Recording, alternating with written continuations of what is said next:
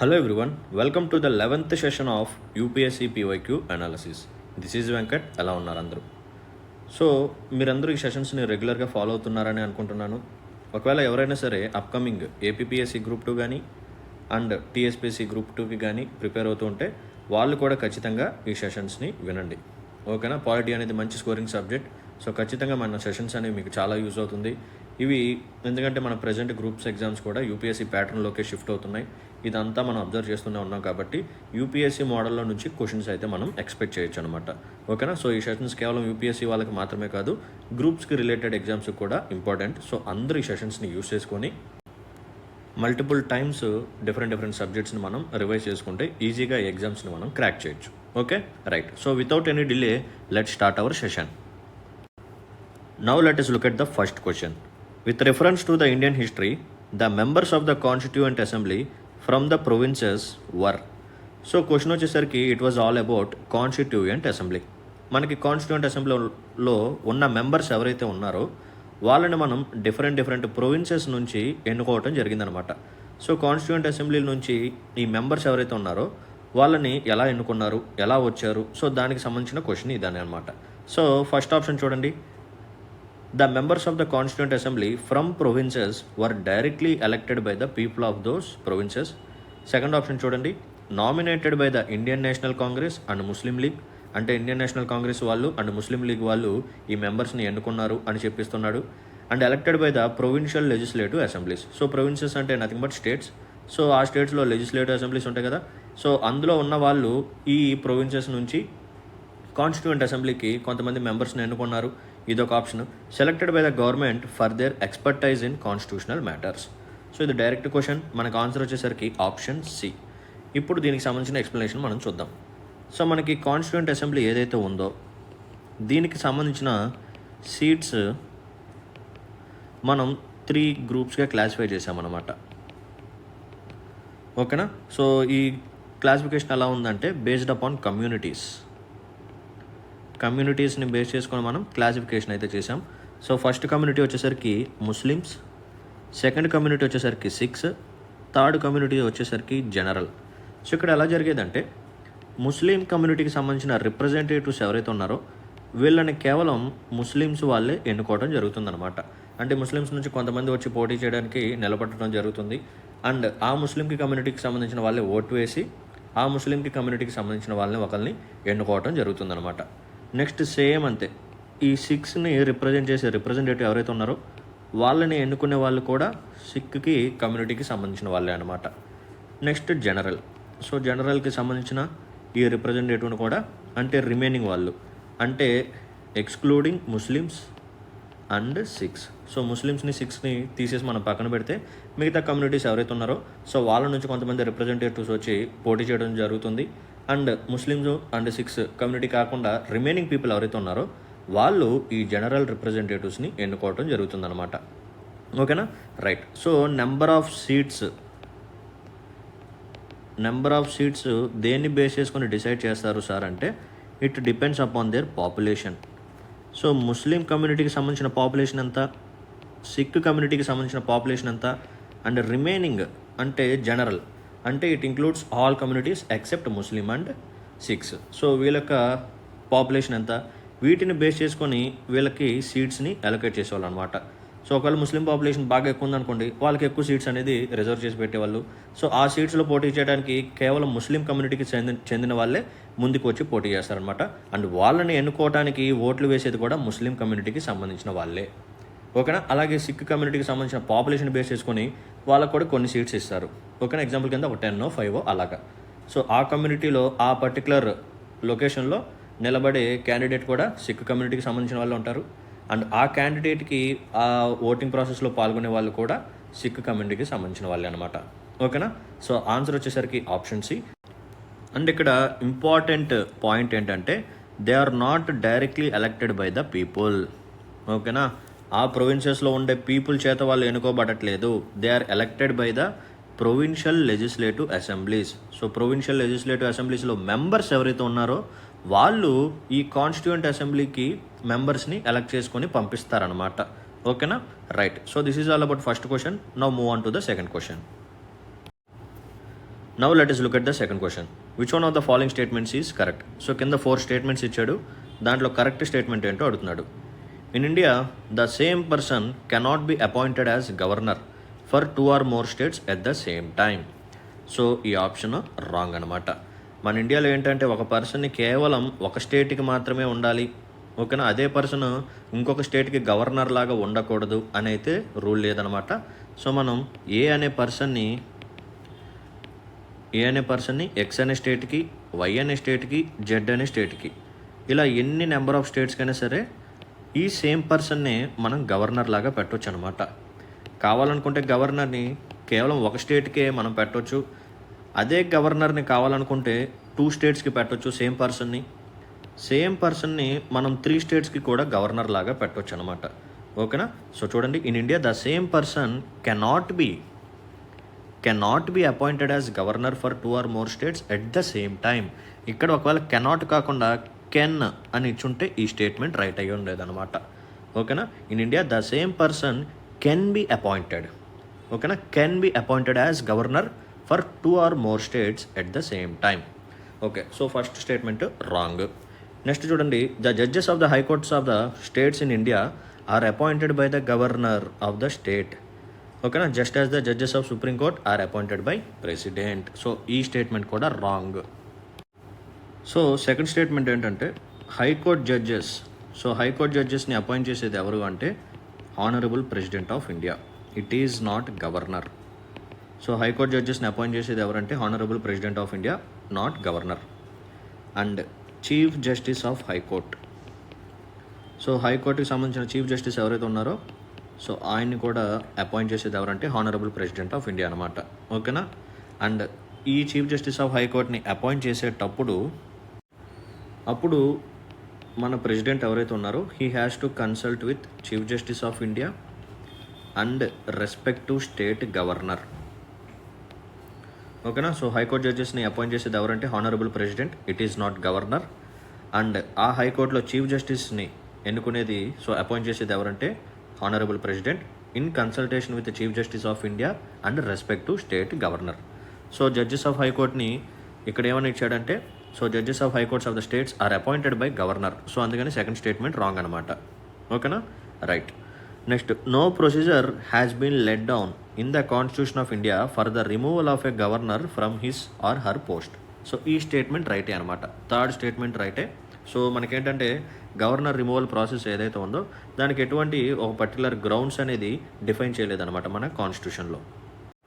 So దీన్ని బట్టి మనం ఏం చెప్పొచ్చు అంటే గవర్నర్ ఎవరైతే ఉన్నారో he enjoys his office during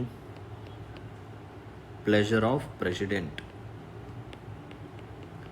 ఓకేనా. సో ప్లెజర్ ఆఫ్ ప్రెసిడెంట్ని బేస్ చేసుకునే గవర్నర్ గారు తన యొక్క పోస్టులు అనేది ఉంటారనమాట. కాన్స్టిట్యూషన్లో అయితే ఎటువంటి గ్రౌండ్స్ కానీ ప్రొసీజర్ కానీ లేదు, ఓకేనా. So third statement right. Fourth one చూడండి, in the case of union territory having a legislative setup the chief minister is appointed by lieutenant governor on the basis of majority support. ఇది wrong అనమాట. So there are some union territories having legislative assemblies like Delhi and Puducherry. So ఢిల్లీకి and పుడుచేరికి సంబంధించిన chief ministers ఎవరైతే ఉన్నారో they are appointed by honourable president of India, not by lieutenant governor.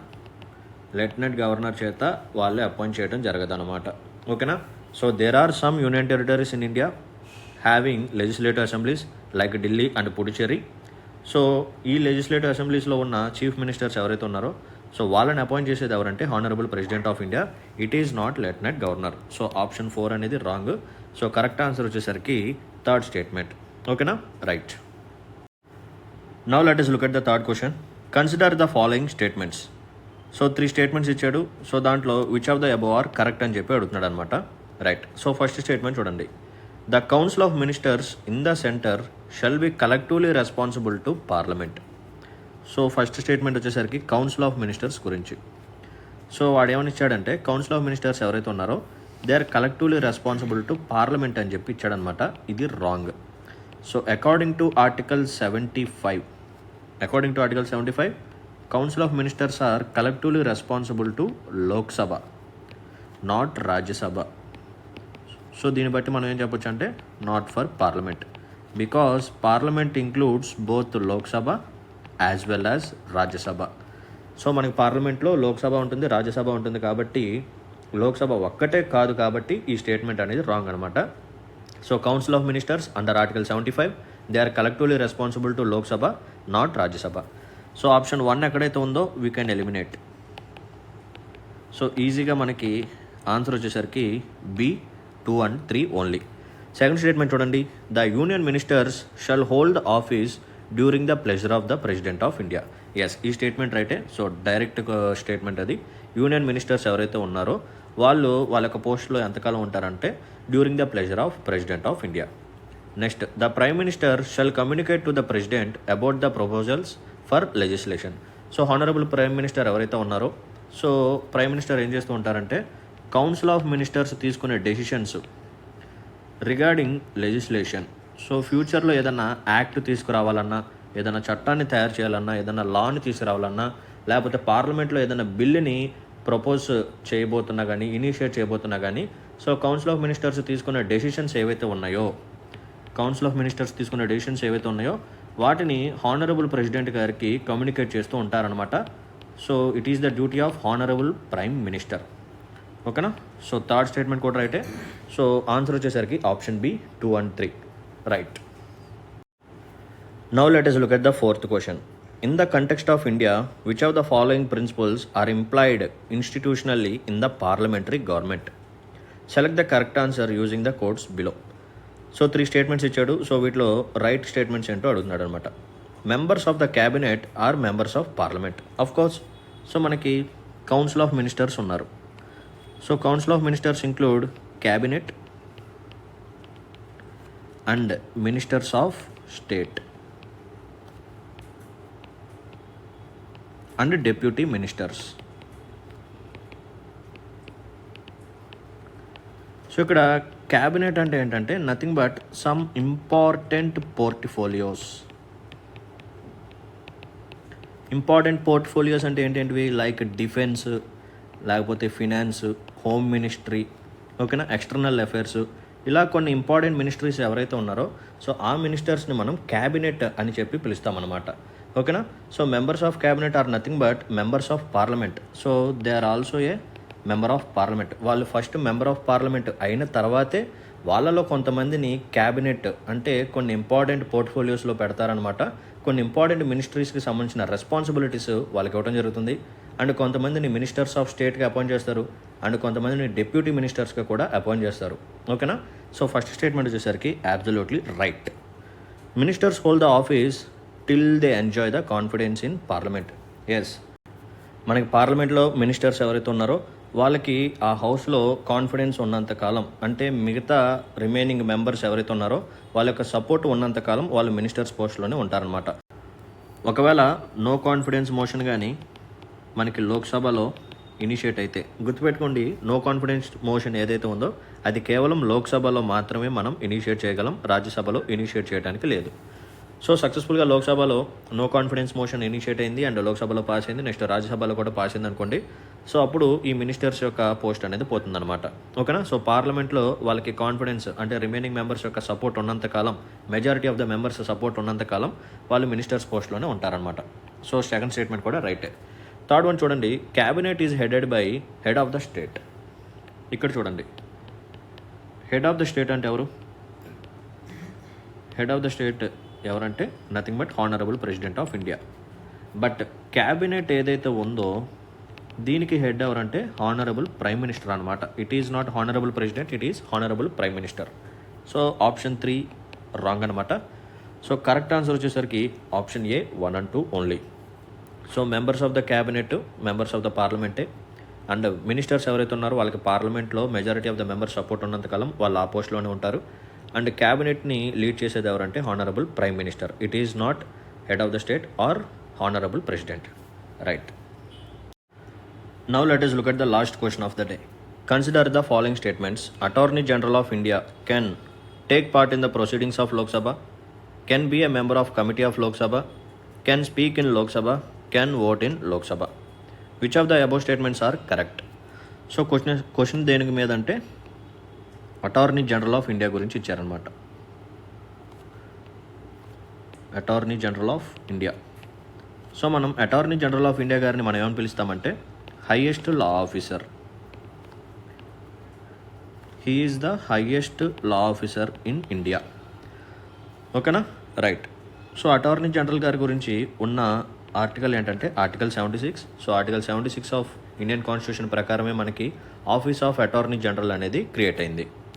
So attorney general గారి యొక్క duty ఏంటంటే to advise government in legal matters.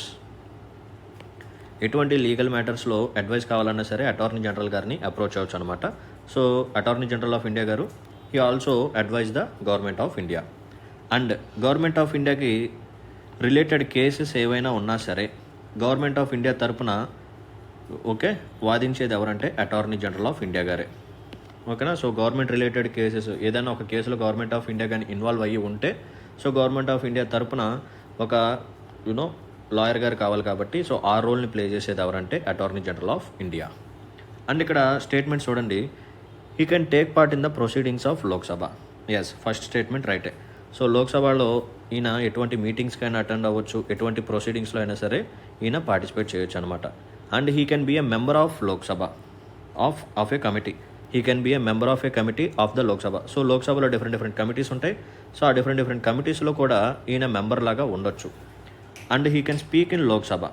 So లోక్సభలో కూడా ఈయన మాట్లాడచ్చు అనమాట. But he cannot vote. Attorney general of India గారికి voting right అనేది ఉండదు. ఓకేనా. రిమైనింగ్ రైట్స్ అన్నీ ఉన్నాయి. ఈయన లోక్సభలో మీటింగ్స్లో పార్టిసిపేట్ చేయొచ్చు. అండ్ ఎటువంటి కమిటీలో అయినా సరే ఈయన ఉండొచ్చు. అండ్ లోక్సభలో ఈయన ఒక ఒపీనియన్ అడిగినప్పుడు సో ఈయన కూడా మాట్లాడచ్చు. But he cannot vote in Lok Sabha. ఓకేనా. సో దీన్ని బట్టి మనం ఏం చెప్పొచ్చు అంటే option 1, option 2 and option 3 are right statements. So correct answer వచ్చేసరికి ఆప్షన్ సి.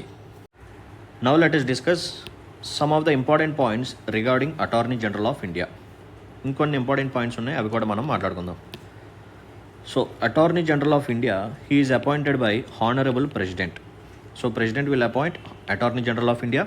సో అపాయింట్ చేయాలంటే ఎటువంటి క్వాలిఫికేషన్స్ ఏమైనా కావాలా సార్ అంటే yes, he should meet the qualifications of supreme court judge. ఒక పర్సన్ సుప్రీంకోర్టులో జడ్జ్ అవ్వాలి అనుకుంటే ఎటువంటి క్వాలిఫికేషన్స్ కావాలో ఆ క్వాలిఫికేషన్స్ అన్నింటినీ మీట్ అయితేనే ఆ పర్సన్ని మనం అటార్నీ జనరల్ ఆఫ్ ఇండియాగా అపాయింట్ చేయడం జరుగుతుంది. అండ్ ఆ క్వాలిఫికేషన్స్ ఏంటి సార్ అంటే ఏదైనా హైకోర్టులో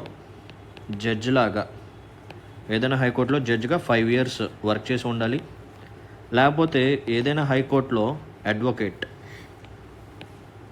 అడ్వకేట్ లాగా 10 years వర్క్ చేసి ఉండాలి.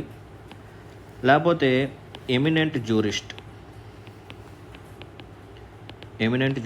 In the opinion of honourable president. Eminent jurist in the opinion of honourable president of India. So మన హానరబుల్ ప్రెసిడెంట్ ఆఫ్ ఇండియా ఆయన యొక్క దృష్టిలో ఒక పర్సను ఇతనికి జ్యూరిస్డిక్షన్ మీద కానీ లేకపోతే జ్యుడిషియరీ విధానాల మీద కానీ మంచి పట్టు ఉంది అని చెప్పి ఒక మంచి ఒపీనియన్ ఉంటే అతన్ని అటార్నీ జనరల్ ఆఫ్ ఇండియా లాగా అపాయింట్ చేయొచ్చు అనమాట. ఓకేనా. అండ్ అటార్నీ జనరల్ ఆఫ్ ఇండియాకి సంబంధించిన టర్మ్ ఆర్ టెన్యూర్ ఏదైతే ఉందో ఇట్ ఈజ్ నాట్ ఫిక్స్డ్. కాన్స్టిట్యూషన్లో అటార్నీ జనరల్ ఆఫ్ ఇండియా గారికి సంబంధించిన టెన్యూర్ అనేది మెన్షన్ చేసలేదు. సో దీన్ని బట్టి ఏమని చెప్పొచ్చు అంటే attorney general of India holds his office during pleasure of president. ఓకేనా. సో ప్రెసిడెంట్ గారు ఎంతకాలం అయితే ఒక పర్సన్ అటార్నీ జనరల్ లాగా ఉంచాలి అనుకుంటే ఉంచుతారు. అండ్ ఏ టైంలో అయినా కావాలనుకుంటే అతన్ని రిమూవ్ చేయొచ్చు అనమాట. సో రిమూవల్ ప్రొసీజర్ కానీ గ్రౌండ్స్ కానీ ఏవి కాన్స్టిట్యూషన్లో మెన్షన్ చేసలేవు. అండ్ అటార్నీ జనరల్కి సంబంధించిన శాలరీస్ ప్రివిలేజెస్ కూడా కాన్స్టిట్యూషన్లో మెన్షన్ చేసలేవు అనమాట. సో ప్రెసిడెంట్ గారు ఎంత డిసైడ్ చేస్తే అంతే salary attorney general of India గారు రిసీవ్ చేసుకోవడం జరుగుతుందన్నమాట. ఓకేనా. So these are some of the important points regarding attorney general of India. So right. So దీంతో ఈరోజు సెషన్లో క్వశ్చన్స్ అయితే మనం కంప్లీట్ చేసాం. అండ్ నెక్స్ట్ సెషన్లో ఇంకొన్ని ఇంపార్టెంట్ క్వశ్చన్స్తో మేము ముందుకు వస్తాను. Until then take care, bye bye, Jai Hind.